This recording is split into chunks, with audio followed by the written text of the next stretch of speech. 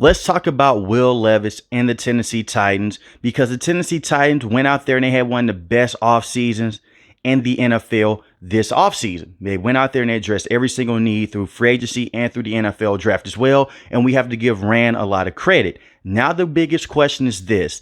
Is Will Levis truly a franchise quarterback? Well, we're about to figure things out sooner than later because we got to see Will Levis in his rookie year. He was not supposed to start in his rookie season. He was supposed to sit behind Ryan Tannehill for at least a season. But see, Ryan Tannehill went down with an ankle injury. And it was more than just that. Ryan Tannehill regressed a lot this season, and he did not look the same. When he got hurt in the game overseas in London, they put Malik Willis in the fourth quarter. He did not look good. Malik Willis is a very good athletic guy, but in terms of being a true NFL quarterback, especially a franchise quarterback, he just doesn't have it. And I just don't see it on film either. But Will Levis came in against the Atlanta Falcons. In his first game starting, he had 4 passing touchdowns, and he looked very good. And on his rookie season, in 8 started games, he had 8 passing touchdowns to 4 interceptions. In that game against the Atlanta Falcons, he gave the Tennessee Titans a boost that they did not have throughout the entire season up to that point, because Ryan Tannehill could not push the football deep down the field effectively enough. Malik Willis can, but he doesn't have the accuracy. And they brought in DeAndre Hopkins in last year's offseason period when he was cut by the Arizona Cardinals. And DeAndre Hopkins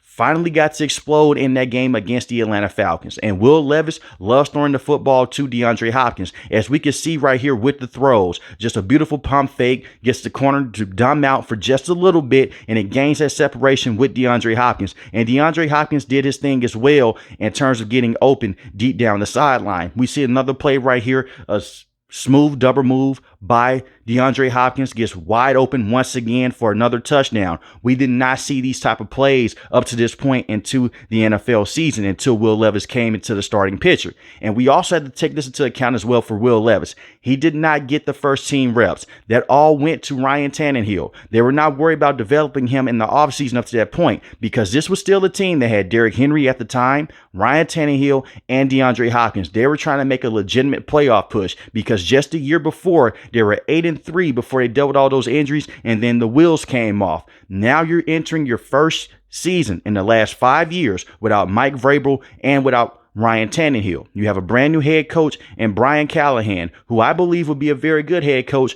but he is young. He is coming over from the Cincinnati Bengals. And this is the one thing with Brian Callahan. He's a former quarterbacks coach and offensive coordinator with the Cincinnati Bengals. Some offensive coordinators get to call plays. Brian Callahan did not.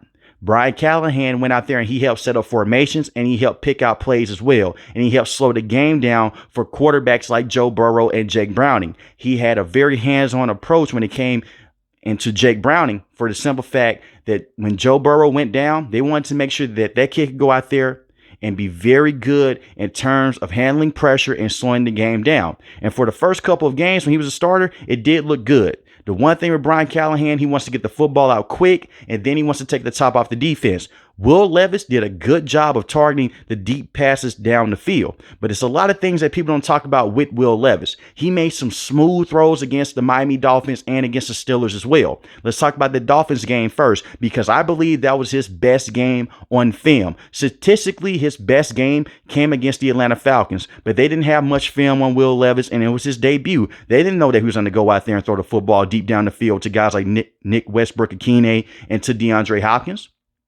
So when he went against the Miami Dolphins, they had to come back in the second half. They won that game 28-27. Yes, Tyreek Hill went down in that game, and the Miami Dolphins were dealing with a lot of injuries. But Will Levis went into Miami Dolphins Stadium, and he outplayed Tua Tagovailoa in the second half. And throughout the entire game, he did throw an interception. But when you look at this sweet throw right here to Tajay Spears, straight down the seam, yes, the ball gets knocked out of Tajay Spears' hands, but it was still counted as a completion. This was a beautiful throw from Will Levis. We didn't see these type of throws coming out of Kentucky. And in my opinion, a year ago, he should have been a first-round pick. The reason why he wasn't a first-round pick is because the footwork was a huge question mark, and he was dealing with injuries his last season in college, and the turnovers were up as well. But we didn't see these type of sweet throws deep down the seam. It was also another great throw against the Houston Texans. He goes out there, he reads the defense, gives it straight to Nick Westbrook-Ikhine. And the same thing with the Steelers as well. On short week's notice, it's the game after the Atlanta Falcons. This is a guy that had to go out there, played on Sunday, had to come right back around on Thursday, and they hung tough against the Steelers. Yes, he threw an interception late in that game, but it was the last offensive play. They're trying to win the game. If you get the touchdown, you win. But they were just playing single off-hands coverage. Everyone back into the red zone. He throws a bad interception. I'm not going to count that against Will Levis. But he made a lot of good throws against the Steelers as well. And he looked very good in that game. As you can see right here, evades the pressure on the left side with pressure in his face, goes straight down the sideline, straight to Nick Westbrook-Ikhine. A very good throw right there by Will Levis. I think that he has all the intangibles of being a franchise quarterback. It just comes down to consistency. That's it. Now, it wasn't all just peaches and cream on film. He did have some throws that made me scratch my head and some decision makings that made me scratch my head and say, okay, why are you doing this? And this is some things that you were running to in Kentucky as well. You look at Treylon Burks right here. He's the motion man going across behind the line of scrimmage. If you focus in on him, he's wide open on the left of the screen. But instead, Will Levis doesn't see him because up to this point, DeAndre Hopkins has 4 catches and he's trying to get this man involved. But DeAndre Hopkins is covered right here. He throws a horrible interception to DeAndre Hopkins, to the Texans corner that's on top of DeAndre Hopkins. But instead, you have Treylon Burks, who is wide open. It's busted coverage on the Texans, and that goes for an interception. You can't have these type of plays, even as a rookie, because he got caught with his hand in the cookie jar because he was too worried about trying to get DeAndre Hopkins involved. And that's a terrible interception, but he can learn from that. Just a typical rookie mistake. It's just me nitpicking right here. But I really wish that he could have got that football deep to Treylon Burks because Treylon Burks needs all the catches right now that he can get. And his first 2 years in the NFL, this kid has not been that franchise wide receiver that they've been looking for. He missed a lot of time his rookie season dealing with a turf toe injury. And his second year in the NFL, he dealt with injuries yet again against the Steelers.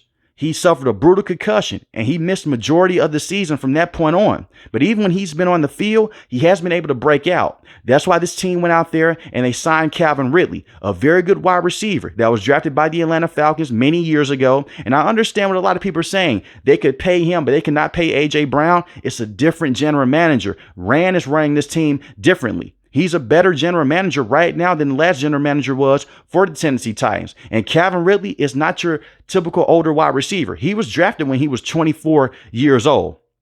And I really do like Calvin Ridley as a player. When he was on the field for the Atlanta Falcons, he was a true number one. He missed a year of action dealing with a gambling issue. So he was suspended for a year. And they traded him over to the Jacksonville Jaguars. He looked very good, and he was their true number one wide receiver. He can now come over and he can be that number 1 or number 2 wide receiver. Right now, I do not believe that he is better than DeAndre Hopkins because DeAndre Hopkins is still a baller. He just had over 1,000 receiving yards on the season, and the same for Calvin Ridley as well. So now you have a dominant 1-2 punch there. And you can say Treylon Burks could be the third wide receiver. I like to argue that fact because Tyler Boyd, you just signed him. He's coming over from the Cincinnati Bengals, where he just did extensive work with Brian Callahan. And Tyler Boyd, it may not be that same wide receiver he was a couple of years ago, but he is still very good. 667 receiving yards, 2 receiving touchdowns. One thing was apparent. When they traded A.J. Brown, it left a major hole in this offense in the receiving game because they were counting on Treylon Burks to be the guy immediately, and that was not the case.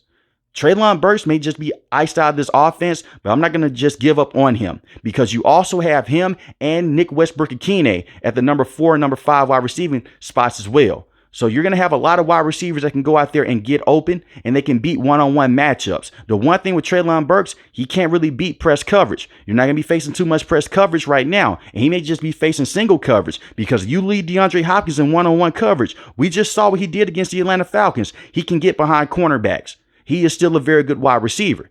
Calvin Ridley is a smooth route runner, one of the best route runners in the NFL. And you also have a very good running back tandem as well, and Tajay Spears and Tony Pollard. Now, Tony Pollard just had over 1,000 thousand rushing yards on the season with the Dallas Cowboys. And this season with Tyjae Spears, he's a guy that you can get the football to. If you want to just put it in his hands on screen plays, he can go out there and evade rushers in the backfield. He can just do one cut and go and take it to the house for a 40 to 50 yard gain. He had 453 rushing yards on the season, 2 rushing touchdowns. He did average 4.5 yards a carry, but that was playing behind Derrick Henry. Now, I'm not going to sit up here and make it seem like they're not going to miss Derrick Henry because he was a very good physical running back with the Tennessee Titans. Right now, I don't see too much physicality coming out of that running back room unless you're depending on a guy like Hassan Haskins that can come in, or a guy like Julius Chestnut. And when I mean a physical running back, when it's a 3rd and 1 or a 3rd and 2, Tony Pollard can't get those yards for you. We've seen that. He was at his best when he was able to play off of a guy like Derrick Henry. And Tyjae Spears is not the biggest running back either, but he can push a pile. I think that he could be that guy that you want to put into certain situations, as he can be the 3rd down running back when it's a 3rd and 1 or a 3rd and 2. But I like their running back core, but they're going to miss Derrick Henry. And the offensive line was also the biggest problem with their offense besides the wide receivers. And they went out there and they addressed that as well. You signed Lord Cushenberry, who had 1,070 snaps on the season. He allowed 1 sack on the season, one of the best run blocking centers in the NFL. And why do you want to bring in a center? Because they allowed a lot of pressure up the middle of the field. Peter Skoronski is a 1st-round pick in last year's draft class. He was their best offensive lineman, and he played very good his rookie season. But you need to bring in a veteran center that can help recognize the blitz, and they can help go out there and just give Will Levis more time inside the pocket. And I love that signing. That's my favorite signing of this offseason.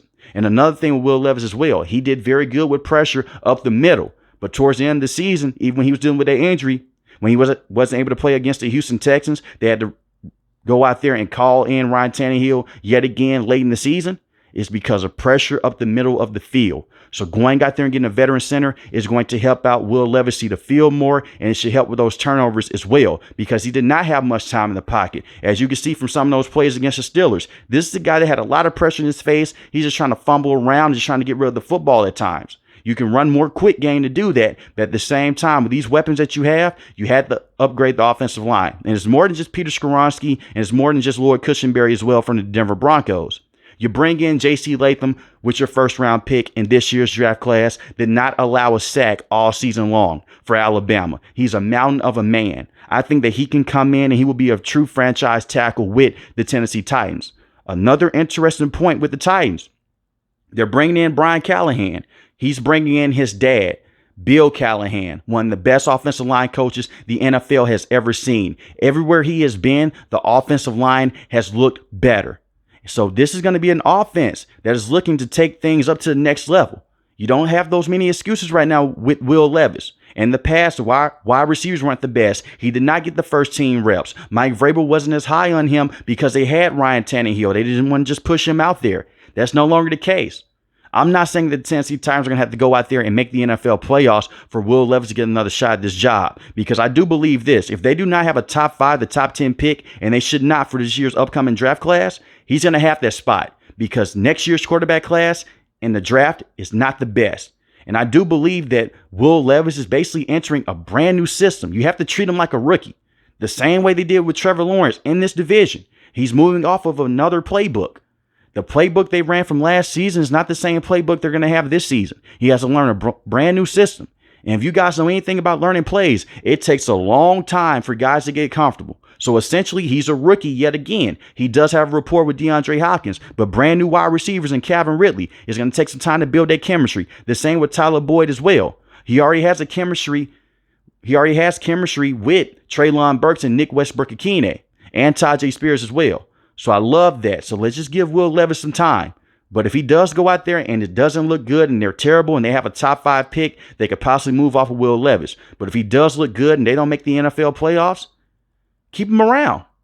Because the Tennessee Titans have been begging to have a quarterback like this over the last couple of years. And no shade towards Ryan Tannehill, because he did hold things down for the last couple of years. But the best shot with that core that they had with Ryan Tannehill, Derrick Henry, and A.J. Brown is when they went against the Cincinnati Bengals and they lost that game in the 1st round. That's when the Bengals went to the Super Bowl. That was their best shot. And they basically blew things up when they traded away A.J. Brown. So I like the direction that they're heading towards right now. They're basically rebuilding this offense on the fly. They lucked into the situation of getting Will Levis. I still don't understand why the NFL was not as high on Will Levis as I am. Maybe I'm tripping.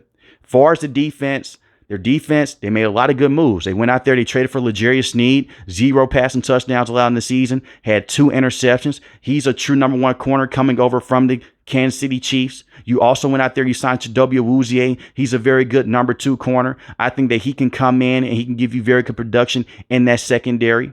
You also have a very good defensive line as well. They lost to Nico Autry, but they did go out there and they did draft T'Vondre Sweat out of Texas, a very good defensive tackle that you could put alongside Jeffrey Simmons. Jeffrey Simmons had 5.5 sacks on the season, 1 forced fumble. He did miss time in the back half of the season, but up to that point, he was very good, a very good pass rusher, very good against stopping the run as well. Harold Landry had 10.5 sacks on the season. You love to see that because just last season, he missed all of that season, dealing with a torn ACL that he suffered in minicamp.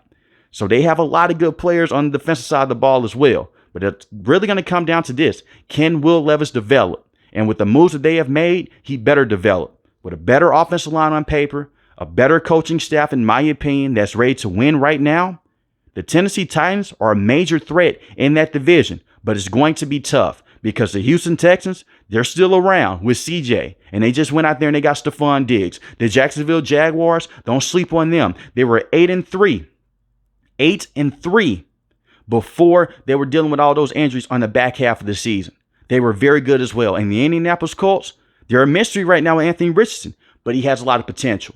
But Will Levis has major potential as well. And if they can go out there and this thing can gel overnight, don't be surprised if they're a top 2 team in this division. But let me know in the comment section below, how do you guys feel about Will Levis, and is he a true franchise quarterback for the Tennessee Titans? If you're new to the channel, hit the subscribe button. If you like the video, hit the like button. I also want to ask you guys this as well. How do you guys feel about the all-22 film that I'm bringing in right now with some of the throws? If you like it, let me know in the comment section. If you don't like it, let me know. Most importantly, when each and every last one of you guys stay safe, stay positive. Thanks for watching the video, guys. God bless. Peace.